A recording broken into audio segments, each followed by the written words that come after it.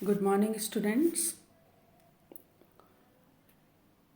मैं doctor Kavita Sahni from government girls college Chomu.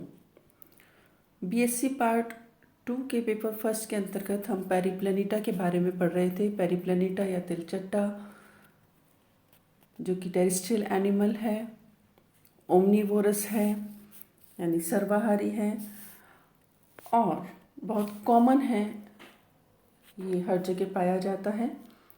आज हम इसके नर्वस सिस्टम और सेंस ऑर्गन के बारे में पढ़ेंगे। नर्वस सिस्टम कॉकरोच का या तिलचट्टे का, उसमें मेनली 3 पार्ट होते हैं या 3 भागों से मिलकर बना हुआ है। एक है central nervous system, peripheral nervous system और सिंपैथेटिक नर्वस सिस्टम। ये तीनों ही मिलकर इसका कंप्लीट नर्वस सिस्टम बनाते हैं। और जो सेंट्रल नर्वस सिस्टम है या केंद्रीय तंत्रिका तंत्र है, उसमें आते हैं ब्रेन और वेंट्रल नर्व कॉर्ड।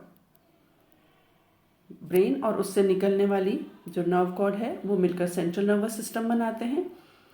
इसी तरीके से पेरिफेरल नर्वस सिस्टम जो है उसमें वो सारी नर्व्स आती हैं जो कि डिफरेंट गैंग्लिया से निकलती हैं और बॉडी के डिफरेंट पार्ट्स को जाती हैं। तो गैंग्लियन और उनसे गैंग्लियन से निकलने वाली नर्व्स जो कि बॉडी के डिफरेंट पार्ट्स को जाती हैं वो पेरिफेरल नर्वस सिस्टम में आती हैं।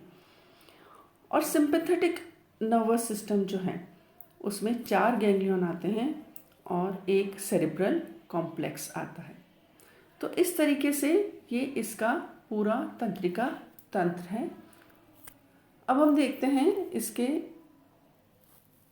बारे में, तंत्रिकाओं के बारे में। सेंट्रल नर्वस सिस्टम जैसा भी मैंने आपको बताया वो बनता है ब्रेन और वेंट्रल नर्व कॉर्ड से। ये देखिए इसके एंटीरियर एंड पर ब्रेन जो है इसका, इसे सुप्रा ईसोफेजियल गैंग्लियन भी कहते हैं। सुप्रा ईसोफेजियल मतलब ईसोफेगस के ऊपर होता है, इसलिए इसको सुप्रा ईसोफेजियल गैंग्लियन कहते हैं। ये बड़ा बाइलोब्ड स्ट्रक्चर होता है यानी 2 पालियों से मिलकर बना होता है और ईसोफेगस के ऊपर हेड रीजन में प्रेजेंट होता है। अब ये जो गैंग्लियन है ये हेड रीजन के गैंग्लियंस के फ्यूज होने से मिलकर बनता है और 3 भागों में बटा हुआ होता है। एक को कहते हैं प्रोटोसेरेब्रम, दूसरा कहलाता है ड्यूटेरोसेरेब्रम और तीसरा कहलाता है ट्राइटोसेरेब्रम। तो ये तीनों गैंग्लियन मिलकर जो है फ्यूज होकर आपस में ब्रेन बनाते हैं। ये जो गैंग्लियन सारे फ्यूज हो जाते हैं, इसके अलावा 3 और गैंग्लियन होते हैं जो कि आपस में फ्यूज होकर जुड़कर सब ईसोफेजियल गैंग्लियन बनाते हैं। और सब ईसोफेजियल गैंग्लियन जैसा इसका नाम है, ये ईसोफेगस के नीचे की तरफ होता है, सब ईसोफेजियल गैंग्लियन।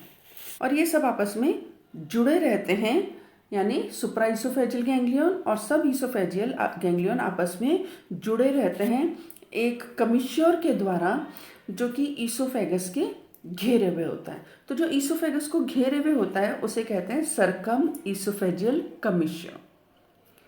तो सुप्रा ईसोफेजियल गैंग्लियन और सब ईसोफेजियल गैंग्लियन आपस में जुड़े रहते हैं सरकम ईसोफेजियल कमिश्योर के द्वारा।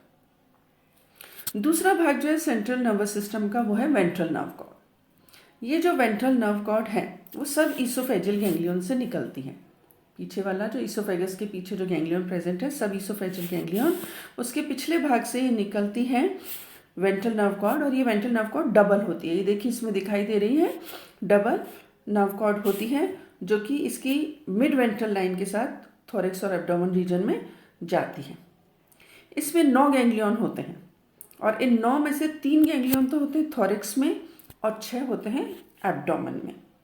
और जो लास्ट एब्डोमिनल गैंग्लियन है यानी उधर भाग में जो लास्ट गैंग्लियन है वो सबसे बड़ा होता है, जो इस बात का संकेत देता है कि ये कई गैंग्लियंस के फ्यूज होने से बना है जो कि पोस्टीरियर सेगमेंट्स के हैं। तो इस तरीके से ये वेंट्रल नर्व कॉर्ड प्रेजेंट होती है जिसमें कि 9 गैंग्लियन होते हैं। अब हम बात करते हैं पेरिफेरल नर्वस सिस्टम की। जैसा भी मैंने आपको बताया, इन गैंग्लियन से जो नर्व्स निकलती हैं और बॉडी के डिफरेंट पार्ट्स को जाती हैं वो पेरिफेरल नर्वस सिस्टम बनाती हैं। तो जो प्रोटोसेरिब्रम है, आगे ब्रेन का जो पार्ट में बताया मैंने आपको, ब्रेन का जो प्रोटोसेरिब्रम है उससे पेयर्ड नर्व्स निकलती हैं जो कि ऑप्टिक नर्व्स कहलाती हैं। ऑप्टिक नर्व्स जो कि आई को जाएंगी। उसके बाद जो ड्यूटेरोसेरिब्रम पार्ट है उससे जो नर्व्स निकलती हैं, पेयर्ड नर्व्स निकलती हैं जो कि एंटीनी को जाती हैं। एंटीनरी नर्व है जो एंटीनी को जाएंगी। और जो ट्राइटोसेरिब्रम पार्ट है उससे जो नर्व्स निकलती हैं वो जाती हैं फ्रॉन्स और लेब्रम को।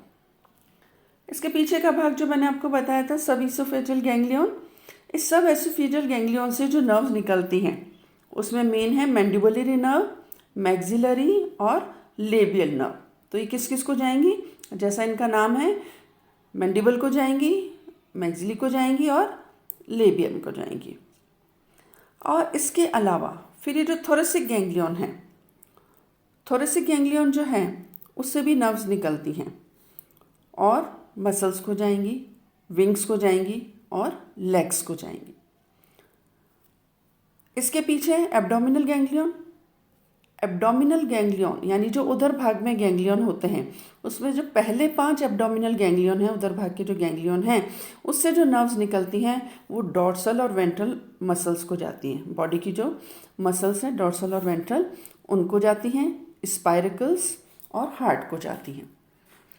और जो पीछे के भाग के जो एब्डोमिनल गैंग्लियन हैं वहाँ से नर्व्स निकलती हैं जो कि पीछे के भाग की मसल्स को और लास्ट सेगमेंट्स जो हैं बॉडी के 3 segments, reproductive organs, copulatory appendages और एनल सेराई, इन सब भागों को यहाँ से नर्व्स जाती हैं।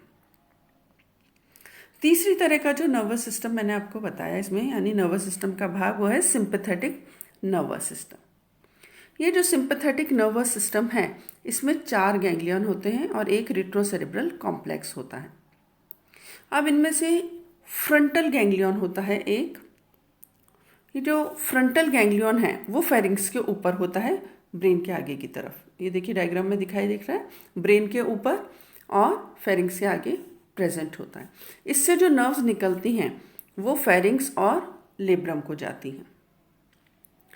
ये जुड़ा हुआ होता है प्रोटोसेरिब्रम से, जो ब्रेन का पार्ट है प्रोटोसेरिब्रम, एक नर्व के द्वारा जिसे नर्वस कनेक्टिव कहते हैं। और इसी के साथ साथ ये ट्राइटोसेरिब्रम से भी जुड़ा हुआ होता है एक पेयर नर्व्स के द्वारा जिन्हें फ्रंटल कनेक्टिव कहते हैं। तो इस तरीके से ये ब्रेन के डिफरेंट पार्ट से जुड़ा रहता है। ये जो फ्रंटल गैंग्लियन है इनके अलावा ये कुछ और नर्व से जुड़ा हुआ होता है एक मीडियन अनपेयर्ड नर्व के द्वारा, यानी एक मीडियन नर्व होती है उसके द्वारा और पार्ट से जुड़ा हुआ होता है। तो ये जुड़ा हुआ होता है एक हाइपोसेरेब्रल जुड़ा हुआ होता है। दूसरा जो भाग है वो है हाइपोसेरेब्रल गैंग्लियन। दूसरा जो गैंग्लियन है वो हाइपोसेरेब्रल गैंग्लियन, ये ईसोफेगस के ऊपर प्रेजेंट होता है और इससे जो नर्व्स निकलती हैं वो ईसोफेगस को जाती हैं। तीसरा जो गैंग्लियन है वो है इंग्लूवियल गैंग्लियन। ये क्रॉप के ऊपर होता है। ये देखिए दिखाई दे रहा है, क्रॉप जो इसका भाग है एलिमेंट्री कैनाल का उसके ऊपर प्रेजेंट होता है और इससे जो नर्व्स निकलती हैं वो सलाइवरी ग्लैंड्स को जाती हैं। चौथा जो गैंग्लियन है वो है प्रोवेंट्रिकुलर गैंग्लियन। ये प्रोवेंट्रिकुलस की सरफेस पर प्रेजेंट होता है। तो इस तरीके से ये चारों गैंग्लियन मिलकर सिंपैथेटिक नर्वस सिस्टम बनाते हैं। इसी के साथ रेट्रोसेरेब्रल कॉम्प्लेक्स बताया था मैंने, ये हाइपोसेरेब्रल गैंग्लियन के ऊपर प्रेजेंट होता है जो कि 2 पेयर मास से मिलकर बना हुआ होता है, कॉर्पोरा कार्डिएका और कॉर्पोरा एलेटा। ये दोनों मिलकर ये रेट्रोसेरेब्रल कॉम्प्लेक्स बनाते हैं। अब हम बात करते हैं, तो ये हुआ इसका नर्वस सिस्टम पूरा, जिसमें कि सारे गैंग्लियंस आ गए, सारे गैंग्लिया आ गए और इनसे निकलने वाली नर्व्स जो कि बॉडी के डिफरेंट पार्ट्स को जाएंगी। अब हम बात करते हैं सेंस ऑर्गन या संवेदी अंग। कॉकरोच या तिलचट्टे में जो सेंस ऑर्गन है वो टच यानी छूने के प्रति भी होते हैं, स्मेल या घ्राण संवेदी भी होते हैं, हियरिंग भी होते हैं और साइट देखने के लिए भी होते हैं। तो ये सारे सेंस ऑर्गन्स इसमें प्रेजेंट होते हैं। तो पहले हम बात करते हैं साइट के लिए जो इसमें सेंस ऑर्गन्स हैं पाए जाते हैं, जो कि फोटो रिसेप्टर्स कहलाते हैं। या विजुअल रिसेप्टर्स होते हैं। तो दो तरह की आईज इसमें पाई जाती हैं, एक कंपाउंड आई यानी संयुक्त नेत्र और ओसिल आई यानी सिंपल नेत्र होते हैं। कंपाउंड आईज जो हैं इसकी, कंपाउंड आई इन्हें कहते हैं, प्रॉन में भी हमने पढ़ा था। तो इसमें एक पेयर कंपाउंड आई प्रेजेंट होता है, संयुक्त नेत्र, जो कि हेड के दोनों साइड में प्रेजेंट होती हैं। और हर एक कंपाउंड आई जो है करीब 2000 यूनिट्स की बनी हुई होती है। और ये जो छोटी छोटी यूनिट्स होती हैं जिनसे मिलकर के कंपाउंड आई या संयुक्त नेत्र बनता है, इन्हें ओमेटिडिया कहते हैं। ओमेटिडिया का स्ट्रक्चर वैसा ही होता है जैसे मैंने आपको प्रॉन में बताया था। कंपाउंड आई जब मैंने प्रॉन पढ़ाई थी तो उसी तरह का इनका स्ट्रक्चर होता है और उसी तरीके से ही काम करती हैं। ये जो हैं कंपाउंड आइज, इनमें पिगमेंट्स जो हैं वो रिफ्रैक्टाइल नहीं दिखते कॉकरोच में। और इसमें जो इमेज बनती है बॉडी में, इसकी जो इमेज बनती है ऑब्जेक्ट की, पूरी आई की, वो बहुत सारी छोटी छोटी लाइट से मिलकर बनती है, छोटी छोटी इमेजेस से बनकर बनती है, जो कि ओमेटिडियम के कारण बनती है। ओमेटिडिया के जो छोटी छोटी यूनिट्स हैं वो अलग अलग पार्ट की इमेज बनाती हैं और वो सब मिलके कंप्लीट इमेज बनती है। और ये इमेज जो है वो ए पोजीशन या मोज़ेक इमेज कहलाती है। और कॉकरोच में जो कंपाउंड आई है वो इस बात के लिए अडेप्टेड होती है खासकर कि ऑब्जेक्ट जो भी है उसके मूवमेंट को परसीव कर सके। दूसरी तरह की जो आइज होती हैं इसमें वो हैं ओसिलाई। एंटीना के बेस पर, जो एंटीना होता है उसके बेस पर ये आई प्रेजेंट होती है और सिंपल आई या ओसिलस होती है। और ये जो सिंपल आई है उसमें एक ही कॉर्नियल फेसेट होता है और ये मेनली इसका जो काम होता है वो लाइट को कलेक्ट करना होता है। इमेज क्लियर नहीं बना पाता लेकिन लाइट को ये कलेक्ट करता है। इसके अलावा जो रिसेप्टर्स या संवेदी अंग इसमें प्रेजेंट होते हैं वो हैं थिग्मो रिसेप्टर्स। ये थिग्मो रिसेप्टर्स जो हैं वो टच के प्रति सेंसिटिव होते हैं, यानी किसी चीज़ को छूने से उनमें उद्दीपन होता है। ये थिग्मो रिसेप्टर्स जो हैं इसके छोटे छोटे हेयर्स की फॉर्म में होते हैं, छोटे छोटे हेयर लाइक स्ट्रक्चर्स होते हैं जो कि टच के प्रति सेंसिटिव होते हैं। और ये जो हेयर हैं वो बॉडी सरफेस पर प्रेजेंट होते हैं। इसके जो एंटीना या श्रृंगिकाएँ हैं उन पर भी प्रेजेंट होते हैं। इसके अलावा इसके जो लेग्स हैं उन पर भी छोटे छोटे ब्रिसल्स या हेयर लाइक स्ट्रक्चर्स प्रेजेंट होते हैं।